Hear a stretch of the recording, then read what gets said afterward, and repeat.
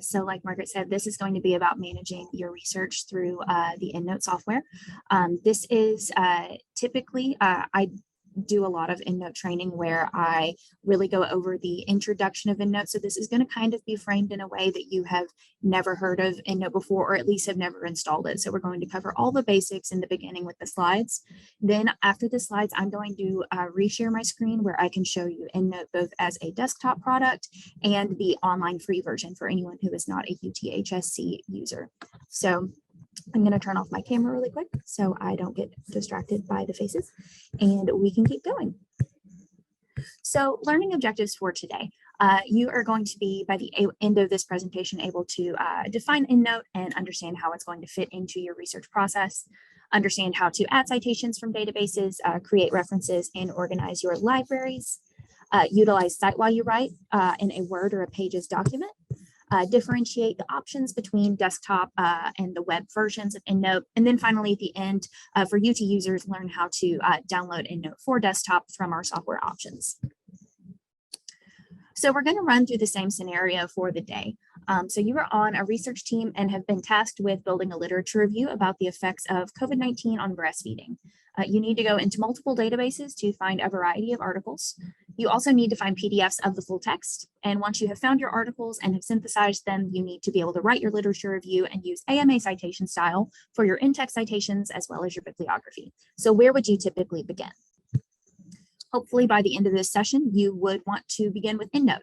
So by definition, EndNote is a citation management software that lets you collect, organize, and share your citations for research or assignments. So whether you are a researcher with your own lab, or you are a student working with a professor on a research project, this type of software can help you in some sort of way. Now, first things first, there is a research guide that I want to call attention to. So there is a QR code on the screen. I also think that Lynn, my colleague, is going to put the link to this in the chat.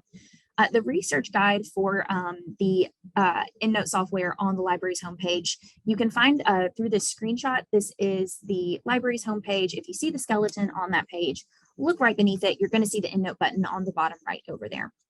Now, I built my entire workshop series on EndNote around this research guide. There is a massive frequently asked questions section. So I definitely recommend, while you can definitely email me or email Lynn if you're having any issues or need any troubleshooting with the software as you go, using the EndNote research guide will oftentimes be able to solve your problem. Now, as far as just initially finding your references, so you need to use databases to actually find the articles you're going to want to reference in your own paper. So as far as where you can get your references from to put into EndNote, really any type of scholarly database is going to have some sort of exporting option in a bibliographic software friendly format. This is just a small sampling of some of the databases that UT provides that has access through EndNote.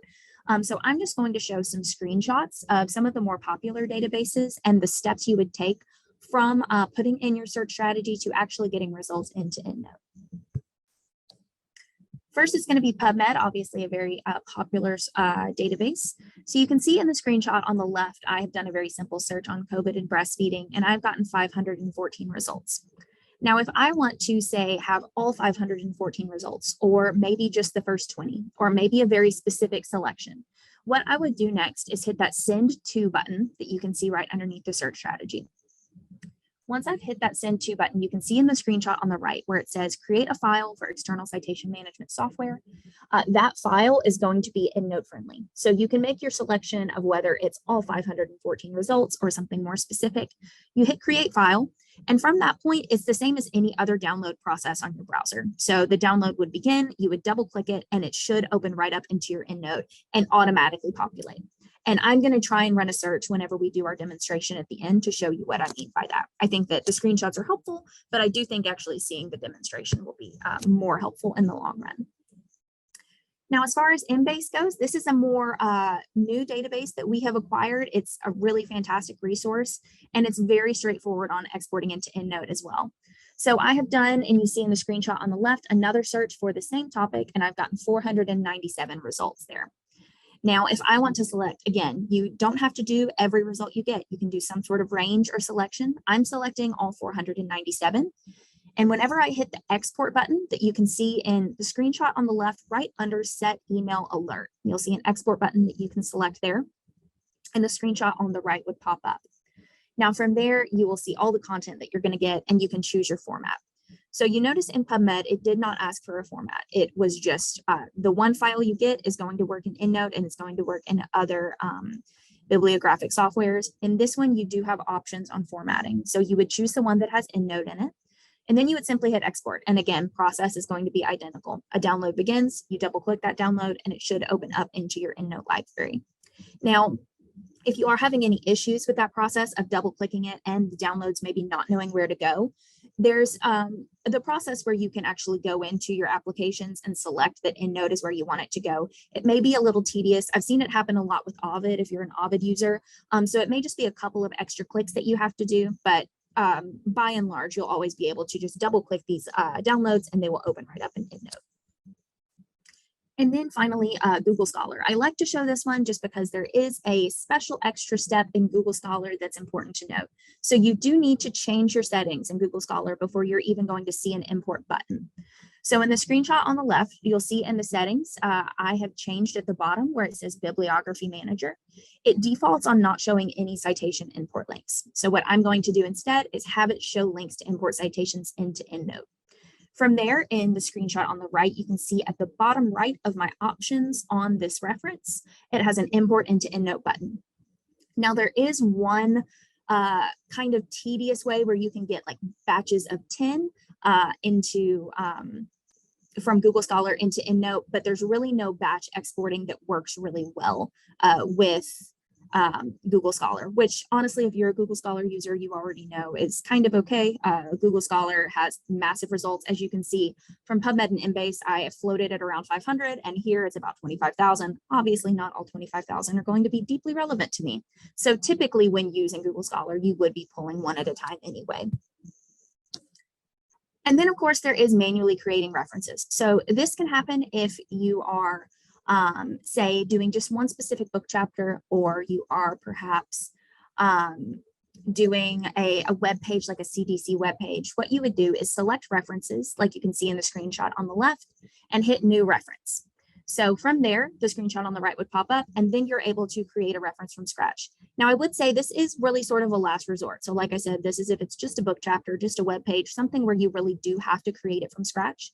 If you can find a reference online for an article or a whole book, I definitely recommend doing it that way, but you can always create one if you need to. If you see where it says reference type in the screenshot on the right, where it says journal article, you can change that to a number of different types of materials, such as web pages or book chapters, and all of that metadata underneath, such as author, year, title, journal, etc. Those fields will change. So it will reflect more of the type of reference that you're trying to make. So you have gone through your database process, you have found all of the references that you need, and now you're ready to actually find the full text for these. You can't simply, read a bunch of abstracts and then use them as citations in your own work. You do need to be able to read these papers and synthesize them so that you are creating a new work from them. So what you would do to find full text is very simple. Through the EndNote software, as you can see in my screenshot, I have highlighted all 15 references that I've put into this sample library on COVID and breastfeeding. And then all I had to do is right click on them, and you can see the find full text button that I have highlighted. From that point, if you see in the left side window pane under find full text, you will start seeing where that full text is being searched for. So you'll see one of three options there. Either it finds the PDF, it finds a URL, or it doesn't find anything. Typically, it's going to find, in my experience, at least 60 to 70% of the PDFs, sometimes less, sometimes more. UT simply doesn't have access to every single journal in the entire world, so we might not have immediate access to every full text that you find, but there's always different ways to go. EndNote, of course, like any software, isn't perfect, so you can always go back out into your browser and see if you can dig a little more and find the full text. It's very easy to just attach a PDF from your computer into your EndNote library if you're wanting to attach it to a certain reference, so you're able to do that. But if you're looking for the full text and you get it, you'll see the little paperclip under all references where it says 15 right there in the middle, and then you see a little paperclip next to author. If you find a PDF through the Find Full Text option, that little paper clip will show up. Then you'll be able to just double click on that reference and the PDF will be living in there. Very, very easy way to keep all of these things organized. So as opposed to maybe exporting all of these results into an Excel spreadsheet and then keeping all your PDFs in a separate folder and trying to keep everything together, EndNote's entire role is to make that process easier for you. Now, organizing your libraries. So there are really kind of two schools of thought on this. For me personally, I like to make new libraries with pretty much every topic, but that's because as a librarian, I am working with different researchers on a number of different fields. So for me, it would get really, really hectic to have one giant EndNote library with every literature search I've ever done. However, if you are a very specific researcher in your field and you're not really going to dilly-dally outside of your specialty, I think it makes sense to just have the one EndNote library that you create upon installing EndNote and then using the groups within EndNote to keep things more organized.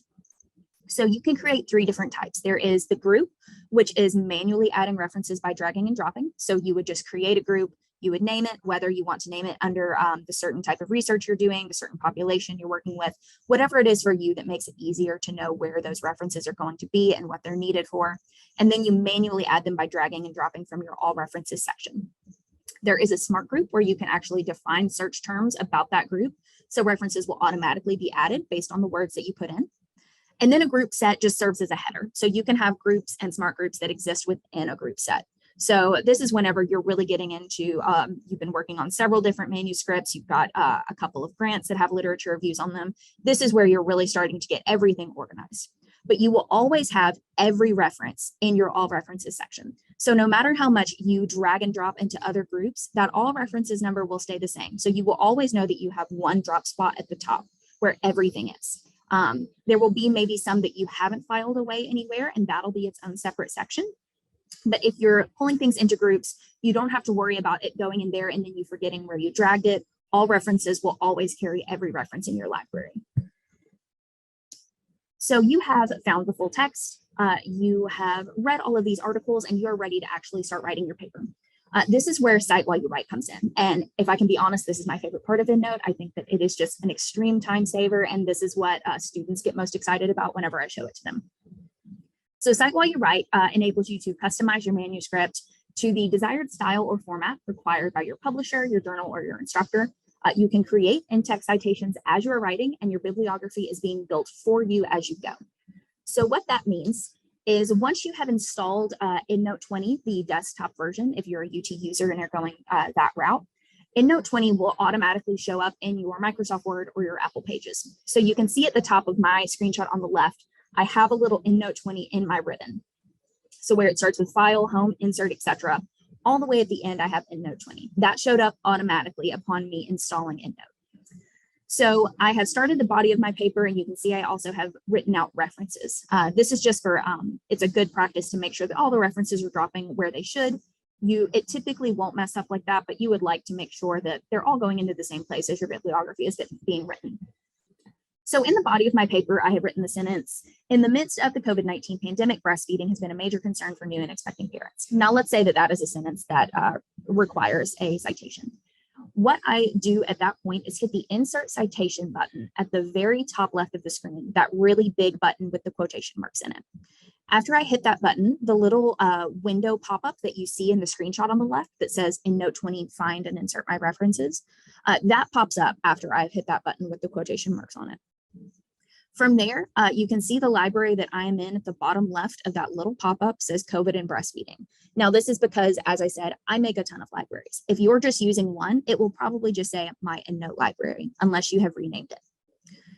From there, I just put in the keyword breastfeeding because obviously this is for example purposes. So I didn't know off the top of my head, like the perfect last name of the author that I would want to cite here. So if you're working on a paper and you know that Smith is where you're going to want to put this certain sentence, then at the end of the sentence, you would search the last name. You could search a keyword from the title, anything that will get you to that result. So I've just chosen this Brown 2021.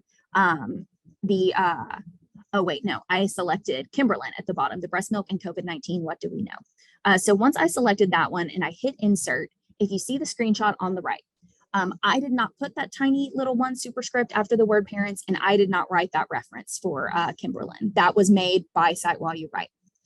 So you can see that it's got it in at the top. It says JAMA. That is AMA style. It's just written as JAMA in EndNote. So whenever you're looking for that, just know that it's going to be under JAMA. And by the way, if you're not an AMA user, I know there's a lot of different styles, NLM, APA, whatever you're using. There are thousands of styles within EndNote, so you will definitely be able to find the one you need. And if by chance you are using a very, very niche one, you can find the download for it online to put it into your EndNote library.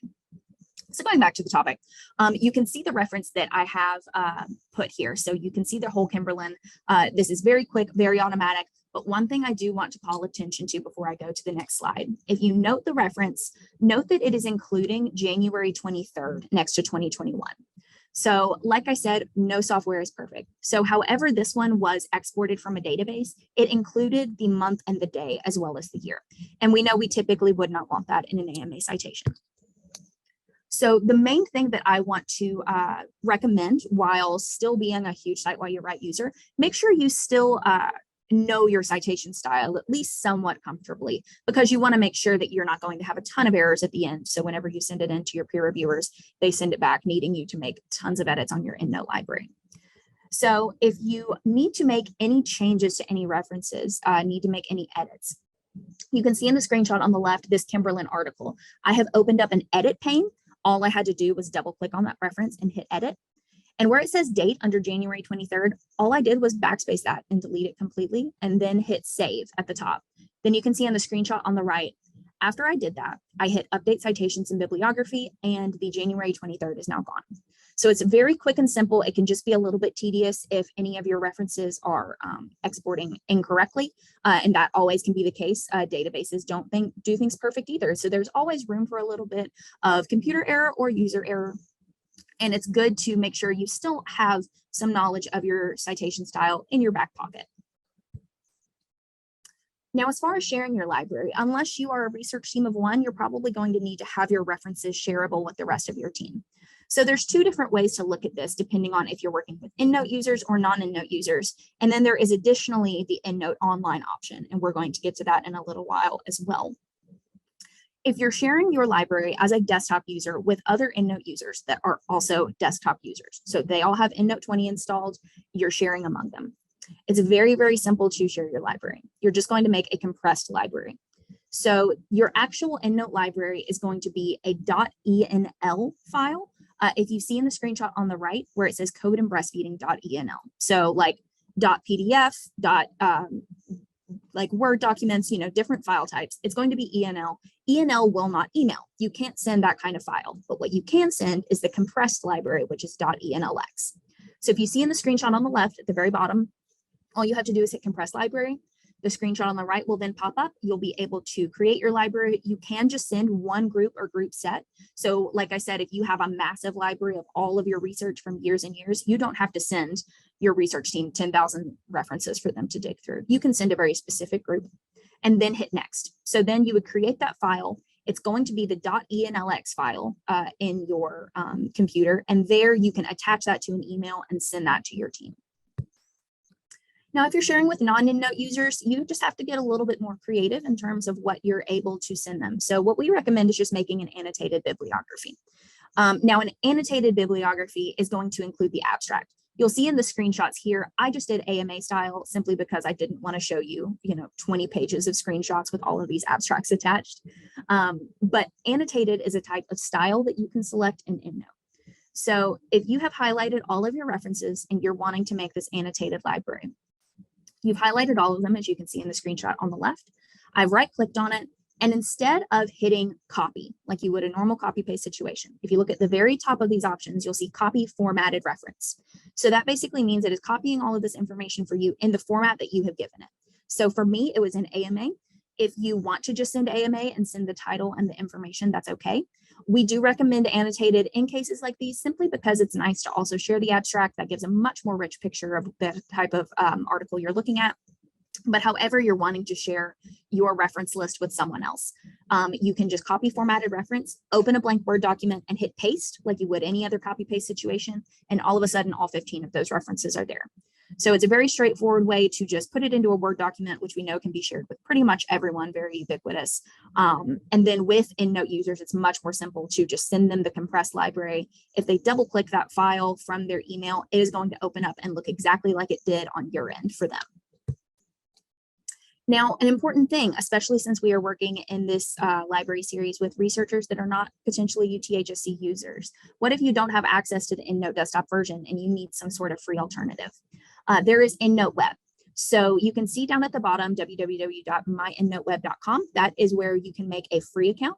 And you can also see down here an endnote.com product compare link. I know that Lynn has that and she will be able to put it in the chat at some point if you want to take a look at the comparisons in case you're interested in paying for the EndNote desktop version, if it's worth it enough for you or your research team to include it, maybe in your funding for whatever project you're working on. But as you can see, just a quick little comparison of what these are going to look like for EndNote Web Online. You can use CWYW. It is a separate plugin that you'll need to install. So it automatically is added with EndNote Desktop. With the desktop version, there's over 7,000 styles. With EndNote Web, the free version, there's only the top 21 most popular. With the full text option, the reason I have a little question mark next to it is because it really just kind of depends on where you work. So it depends on the type of access that you have. So I'm going to show y'all how to do some online searches on EndNote Web, but your list of databases that you can pull from may not be the same as mine. So it will really just depend on what open access options you have. EndNote for desktop, unlimited file storage, the online version up to 2 gig, and then unlimited reference storage on desktop up to 50,000 references in EndNote Web. So it is limited, but this is also another way that you can share references with your team in a pretty easy way. You can simply make groups and then select share, put in someone's email, and if they have a My EndNote Web account as well, they will receive those references. So if you are not an UT user and you still really need to use a software like this, EndNote Web is definitely great for a free product. I would recommend using it as opposed to not using anything. But EndNote for desktop obviously is a much more powerful resource. And then as far as actually getting things installed, so the QR code will take you to that link for the software hardware options at the Office of Information Technology through UTK. We share our software packages with them. You would go to that software hardware option, you would put in your NetID and your password, and then you would be able to begin the EndNote install process. There may be some older versions still available there. We really want you to install EndNote 20. That is the most recent version. That means it's just going to be the most accessible. There is sometimes some issues with backwards compatibility if you're trying to share with people who are still on like EndNote 7 and things like that. So we always want you to be as up to date as possible. There is a Mac version and a Windows version, so just make sure you're downloading the correct one and make sure you're doing EndNote 20. So with that, what we are going to do next is I'm going to change my screen share. So I am going to pull out of these slides and I'm going to do some demonstrations of EndNote Desktop and then EndNote Web. At this time, I can see that there's no pop-ups on the Q&A that I can see yet, but you're more than welcome if anyone has questions, put them in the Q&A. I'm happy to answer them just while I get these screens shuffled around for just a minute.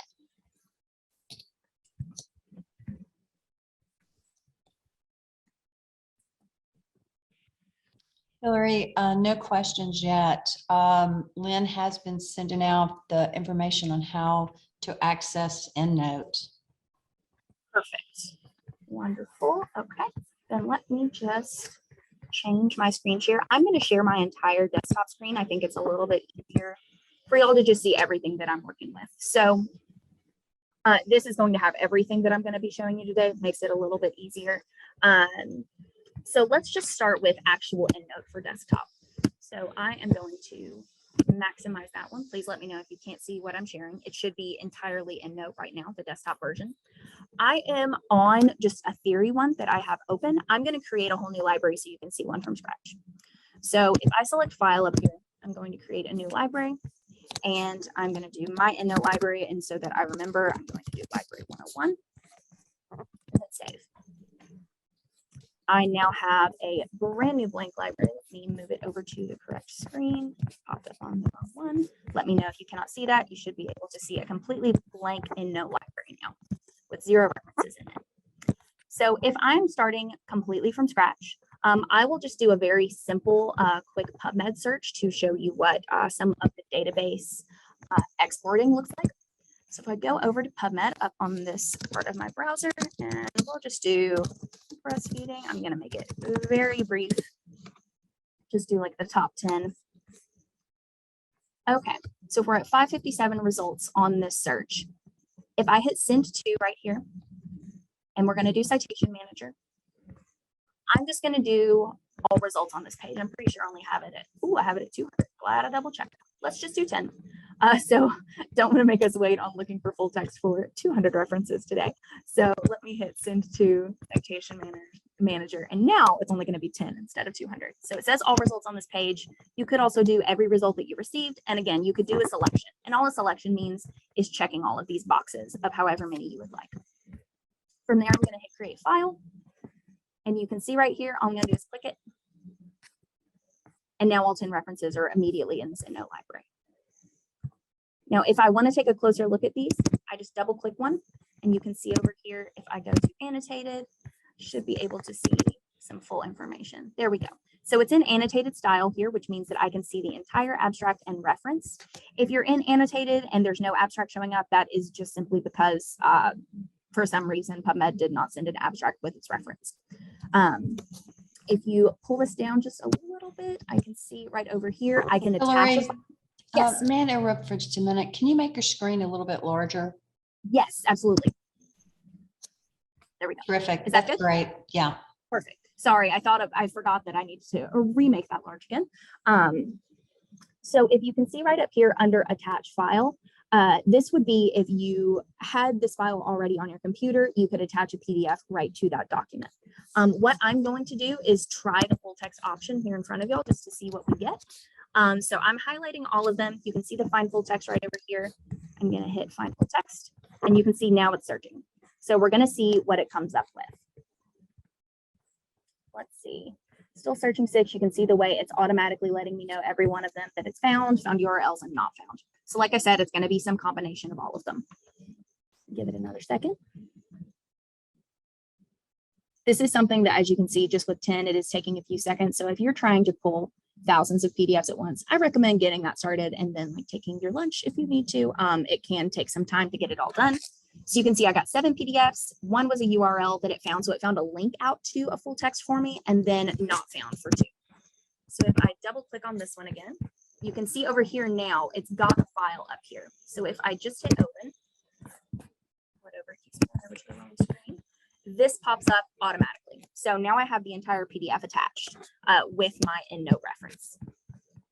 Now let me go to groups. I want to show you just a little bit more of how you can actually create these groups. So say, for example, you are working on a new project within these references and you only want articles that are from 2020. So you don't want anything from 2021, for example. If I do 2020 only, and all I did was right click on this and hit create group, then I could go back to my all references. I could highlight all of these except for the 2021, drag it, and then grab these 2 as well and drag it. So now we can see that there are 9 that are 2020 only. There's 1 that's unfiled, and that's the 2021. So kind of silly example of just the years that you would use, but it's very simple to create groups to try and line all of this out. So now I want to show you the cite while you write function. Let me again make it a little bit smaller, but not too small. Minimize a couple of things so I can get my screen large. So let's do.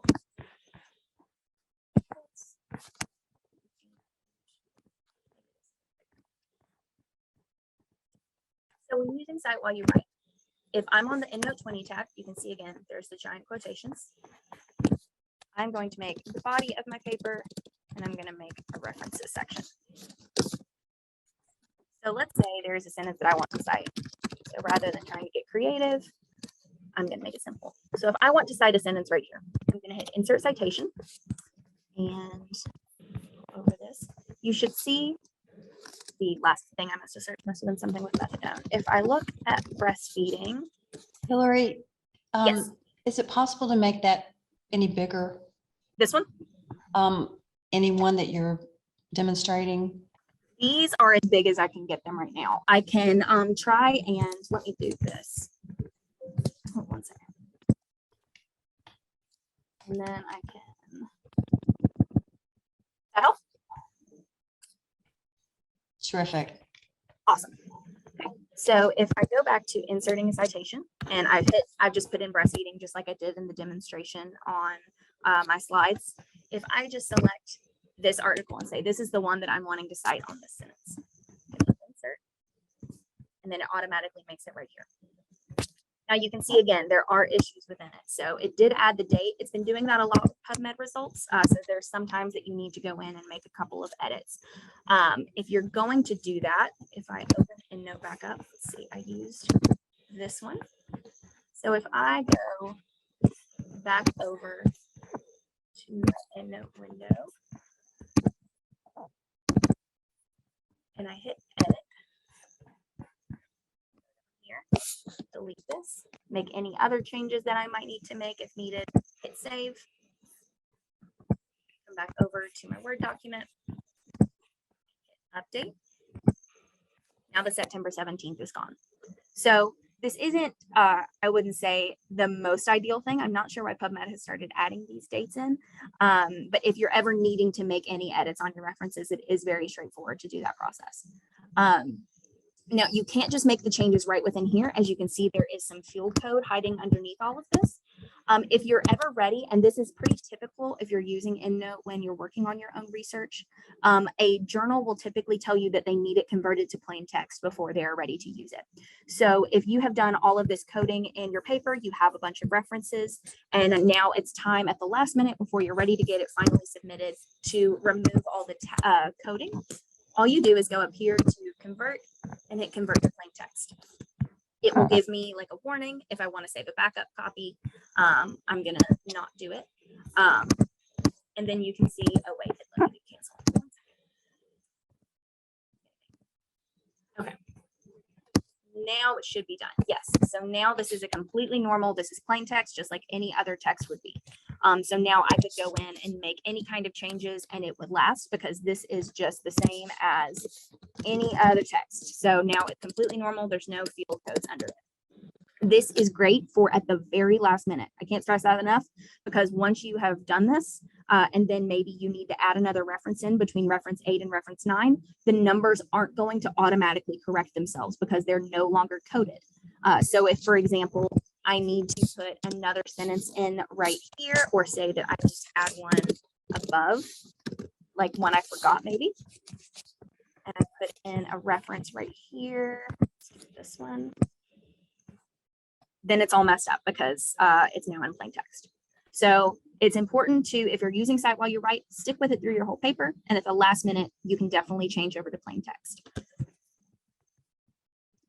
One more thing to show on just this Word document, I want to show you the annotated library or the annotated bibliography as well.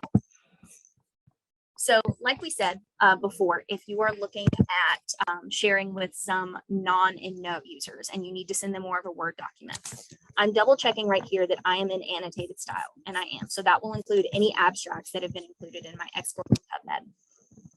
I am going to select all, right click, I'm going to hit copy formatted reference. So again, not copy like normal, copy formatted reference. I've done that. And now all I have to do is hit paste.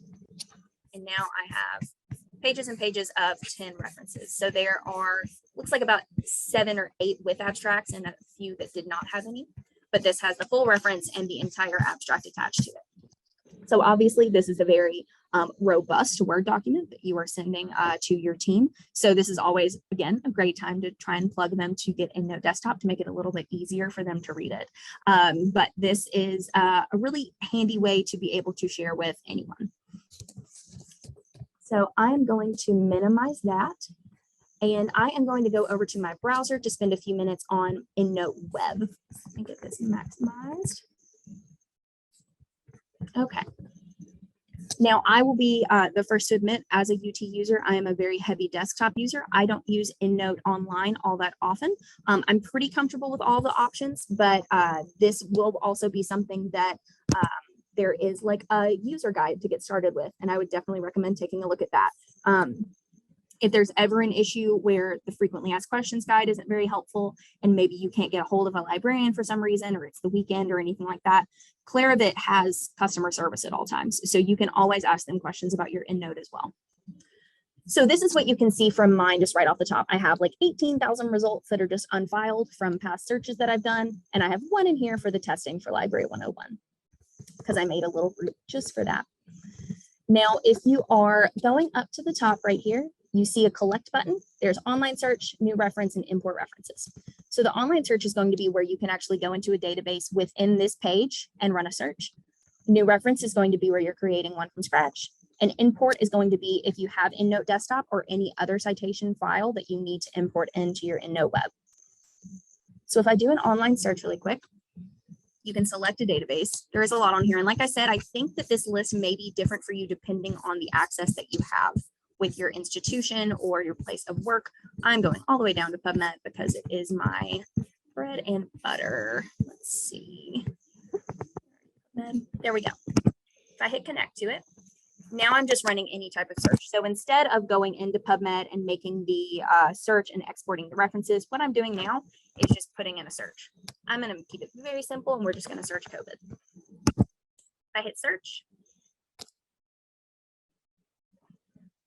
probably takes a second because there's quite a lot of COVID research.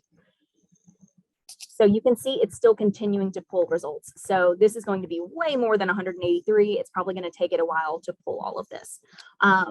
But this is the results that you would get. So then you can see the title. You can go out to the URL link. This is where you can do some searches right within your EndNote library. As far as organizing goes, you can manage your groups. So one of my groups, as you can see, is testing for library. There are other groups if you are sharing groups with anyone. So if I go to manage my groups right here, I have my one right here. I can choose to share it.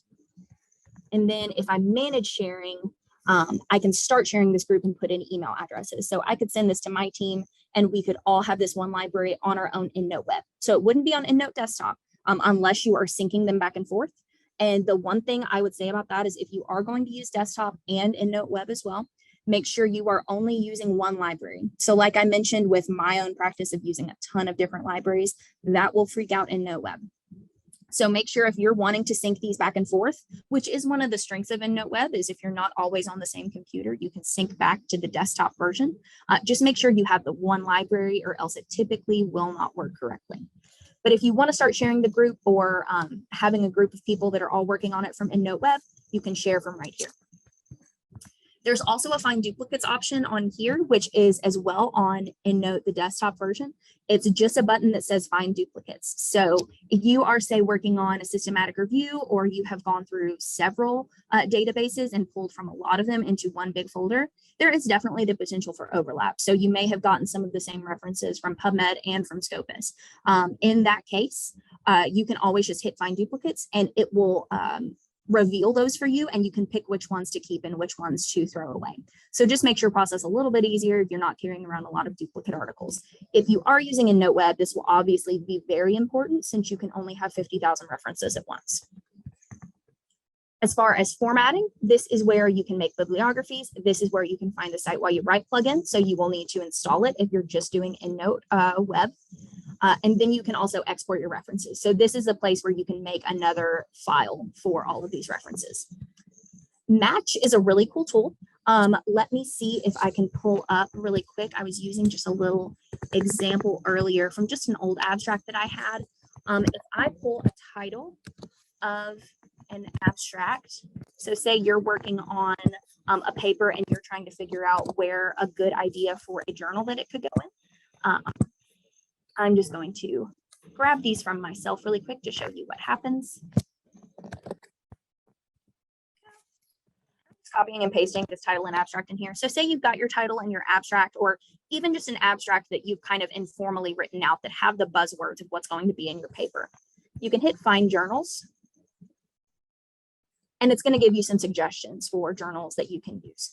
So for me, it went automatically to Journal of the Medical Library Association, which makes sense. This is a button that shows that it is open access.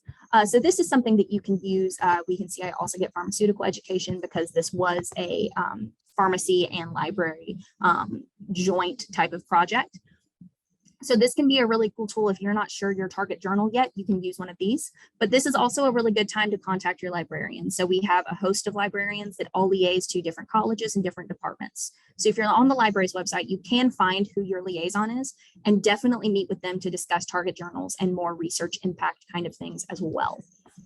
So Hillary, I got a question for you. If I am working at my desk somewhere and I call you, can you zoom in to help me navigate this? Yeah, absolutely. So we can Zoom anytime. I have several people that I meet with really on a unscheduled but frequent basis if they're working on anything and are having any issues with EndNote.